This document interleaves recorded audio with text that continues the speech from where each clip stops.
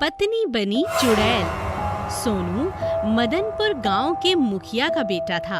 वो मालती नाम की एक लड़की से बहुत प्यार करता था।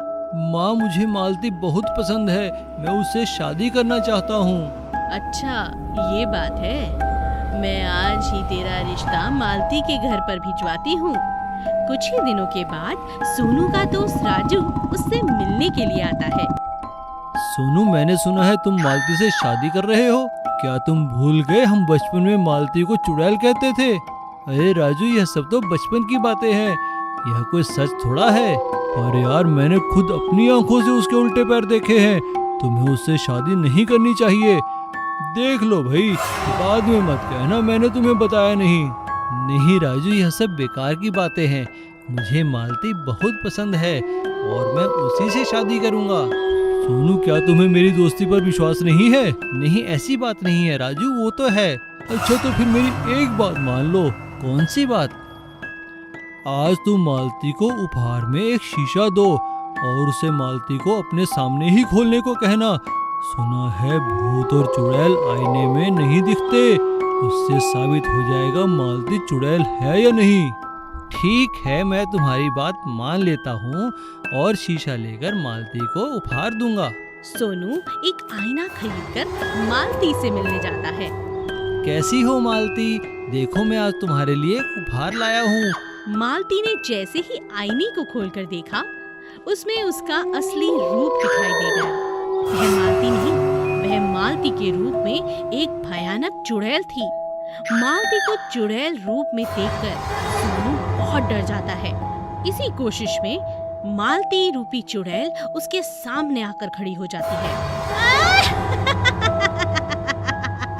जाता कहाँ है?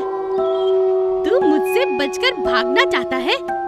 मैं तुम्हें जाने नहीं दूंगी। तुम्हें तो मुझसे शादी करनी है कि नहीं? जाओ आज इस शादी के लिए सारी बारात ले आओ। नहीं नहीं, तुम कौन हो? तुम मेरी मालती नहीं हो सकती। तुम तो एक चुड़ैल हो। छोड़ दो मुझे, छोड़ दो। बचाओ, कोई मुझे बचाओ। तुम्हें जाने दूं? तुम्हें जाने नहीं दे सकती, क्योंकि तुम तो मेरे हो सोनू, तुम मेरे हो। बचाओ, कोई तो बचाओ, अरे बचाओ। और इस तरह चुड़ैल सोनू को लेकर उसी शीशे में समा जाती है और कहीं गायब हो जाती है। उस दिन से आज तक मालती और सोनू चुड़ैल पति पत्नी के रूप में जाने जाते हैं। वायरस चुड़ैल। एक गांव से आगे एक जंगल था जिससे पहाड़ों का रास्ता निकलता था। वहाँ दूर जाकर एक कुटिया में एक चुड़ैल रहा करती थी जो कई सालों से वहाँ पर तपस्या कर रही थी। एक दिन वो आग जलाकर हवन की तैयारी कर रही थी और अपनी चुड़ैल देवी को याद कर रही थी।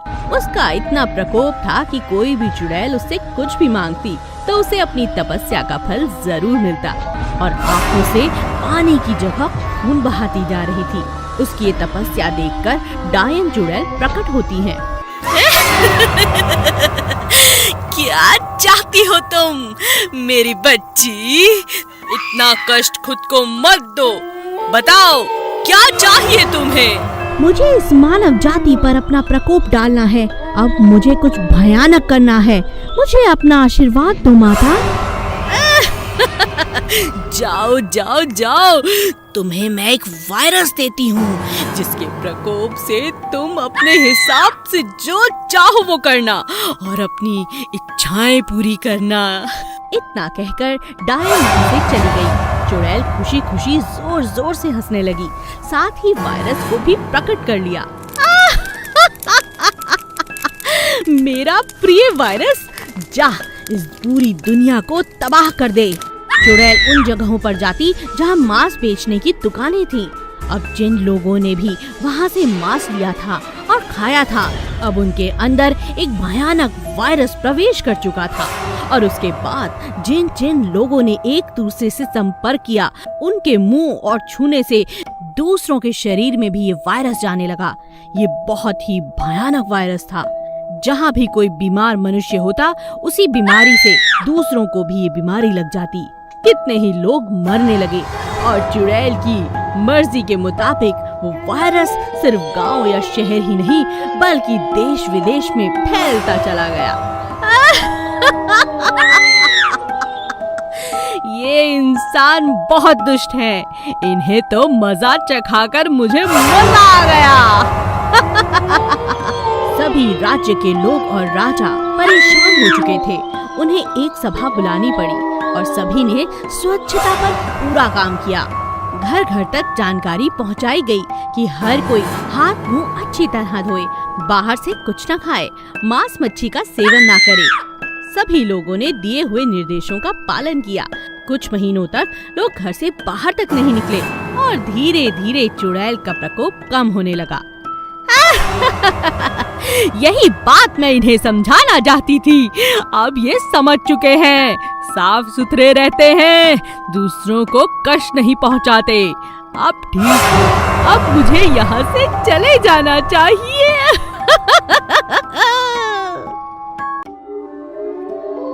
शांति नगर के एक गांव में एक चुड़ैल ने सबका जीना हराम कर रखा था। वो हर 2 दिन के बाद गांव में आती और घर के बाहर दरवाजे पर खड़ी होकर आवाज लगाती। क्या मैं अंदर आ जाऊं? जो लोग डर जाते और बड़बड़ाने लगते या पूछते, कौन है दरवाजे पर? ऐसा पूछने वालों को वो अपने साथ लेकर चली जाती। उसी गांव में आशा अपने सास, ससुर और ननद के साथ रहती थी। आशा की सास और ननद घर का सारा काम उससे करवाते और खुद आराम करते। अरे ओ आशा, कहाँ मर गई? सारा दिन कपड़े ही धोती रहेगी या खाना भी पकाएगी? बस माँ जी, अभी आई। आशा फटाफट खाना बनाती है और परोसती है। माँ पता है, कल ज्योति के चाचा ने दरवाजा खोल दिया तो चुड़ैल उन्हें भी अपने साथ ले गई। क्या कहा? चुड़ैल? हे भगवान! देख बेटी, तू अपना ख्याल रखना और गलती से भी दरवाजा मत खोलना। अगर कभी चुड़ैल हमारे घर आई भी तो ये आशा जाएगी उसके साथ, क्योंकि यही तो दरवाजा खोलती है। जा, अब तू फटाफट दरवाजे पर लिख कर आ जा कि हम घर पर नहीं हैं। चुड़ैल, तुम कल आना। आशा की ननद आशा को बिल्कुल पसंद नहीं करती थी। उसने जानबूझकर दरवाजे पे लिख दिया, चुड़ैल आज आ जाना, और चुपचाप आकर खाना खाने लगी। खाने के बाद सब सो जाते हैं, चुड़ैल नहीं आती। आशा की ननद सुमन सोचती है, मैंने तो चुड़ैल को आने के लिए कहा था। दिन चढ़ने वाला है, चुड़ैल तो आई ही नहीं। जाकर देखती हूँ। सुमन जैसे ही दरवाजा खोलती है, सामने चुड़ैल को पाती है। चुड़ैल उसे अपने दांतों में दबोच लेती है।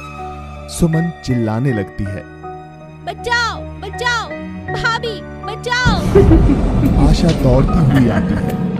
आशा की सास और बेटा भी जाग जाते हैं। आशा बिना डरे चुड़ैल को दबोच लेती है। छोड़ो छोड़ो सुमन को, छोड़ो। आशा बहुत समझदार थी। वो जानती थी कि केवल अंधेरा होने तक ही चुड़ैल किसी को अपने बस में रख सकती है और सूरज की पहली किरण पड़ते ही उसकी शक्तियां कमजोर पड़ जाती हैं। इसलिए उसने चुड़ैल को दबोच कर रखा और कुछ ही देर में दिन निकल आया। तब चुड़ैल चिल्लाने लगी और सुमन को छोड़कर वहां से भाग गई। ये क्या था? तुम ठीक तो हो? मुझे माफ कर दो भाभी, मैं इन सब की जिम्मेदार हूँ। मैं आपको गलत समझती थी, मुझे माफ कर दो। सुमन सारी बात घर वालों को बताती है। सभी आशा को खूब प्यार और सम्मान देते हैं और हर रात दरवाजे पर लिखकर सो जाते हैं, चुड़ैल आज हम घर पर नहीं, कल आना। लालची चुड़ैल। सकलपुर गांव में एक भयानक चुड़ैल का साया था। वो रोज गांव में आती और किसी ना किसी को उठाकर अपने साथ ले जाती। गांव के बाहर एक घना जंगल था जहां वो रहती थी। अपने शिकार को भी वो वहीं जाकर खाती थी। गांव वाले बहुत परेशान थे। वो किसी भी तरह उससे पीछा छुड़ाना चाहते थे, इसलिए उन्होंने एक सभा बुलाई। कल वो मेरी बकरी उठाकर ले गई और परसों वो मेरी दादी को उठाकर ले गई। हमें कुछ करना चाहिए, नहीं तो कोई नहीं बचेगा गांव में। ये चुड़ैल एक एक करके हम सबको खा जाएगी। हमें चुड़ैल का सामना करना होगा, कोई हल निकालना होगा। गांव वालों ने एक उपाय निकाला और सोचा कि आज रात वो चुड़ैल के सामने प्रस्ताव रखेंगे कि वो रोज रोज गांव में ना आया करे। हम हर रोज एक जानवर जंगल तक पहुंचा दिया करेंगे। अरे वाह, आज तो गांव वाले मेरे स्वागत में खड़े हैं। चुड़ैल जी, हम आपके सामने प्रस्ताव लेकर आए हैं। कृपया शांत हो जाइए और हमारी बात ध्यान से सुनिए। प्रस्ताव? कैसा प्रस्ताव? जल्दी बताओ, मुझे बहुत भूख लगी है। ऐसा ना हो यहाँ कोई जिंदा ना बचे और तुम सबको खा जाऊं। गांव वालों ने सारी बात चुड़ैल से कही। ठीक है, कल से मेरे पास तक रोज एक जीव जिंदा पहुंच जाना चाहिए। याद रखना, ज्यादा होशियारी की तो पूरे गांव को तहस नहस कर दूंगी। चुड़ैल के जाने के बाद गांव का एक बुजुर्ग पास खड़े जुगनू को कहता है, बेटा जुगनू, कल चुड़ैल का भोजन तुम लेकर जाना। आज हम शरद को भेज देते हैं। जुगनू गर्दन हिलाकर हामी तो भर देता है, लेकिन वो इस उपाय से खुश नहीं था। वो तो पूरे गांव को इस मुसीबत से निकालना चाहता था। पूरी रात और पूरा दिन जुगनू ने बहुत सोचा और फिर खाली हाथ चल पड़ा जंगल की तरफ। उसे देख गांव के लोग हैरान थे। जब जुगनू चुड़ैल के पास पहुंचा तब उसने कहा, चलिए चुड़ैल जी, मैं आपके भोजन को पकड़कर ले आया हूँ। कहाँ है भोजन? कहाँ है? कहाँ है? दिखाओ, कहाँ है? वो एक बहुत बड़ा जानवर है जिसे यहाँ लाना मुश्किल था, इसीलिए मैंने उसे नदी किनारे बांध दिया है। आप चलिए। नदी किनारे जुगनू ने जानवर नहीं बल्कि एक चुड़ैलों को पकड़कर कैद करने वाले जादूगर को बुला रखा था, जिसने चुड़ैल के वहां पहुंचते ही उसे अपनी बोतल में कैद कर लिया। और गांव के सभी लोग जुगनू को धन्यवाद कहने लगे और उसे गांव का मुखिया भी बना दिया।